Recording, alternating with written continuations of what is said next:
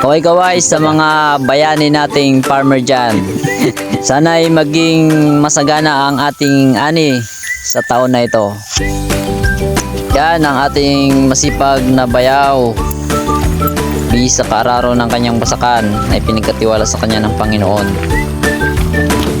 Yan ang aming buhay dito sa bukid. Nandoon yung isa kong bayaw rin. Busy rin sa pagtatrabaho ng kanyang basakan. At itong sa kabila naman ay si Biyanan. Gamit yung kanilang mga masisipag na kalabaw. Ayan yung aming view dito sa bukid. Napakaganda, napakasarap ng hangin, at napakagandang tanawin. Nakikita nyo yung lupa na yan? Hindi ko lupa yan. Lupa ni Biyanan. Yan, doon tayo nakatira sa may mga nyug na yon. God bless sa ating lahat.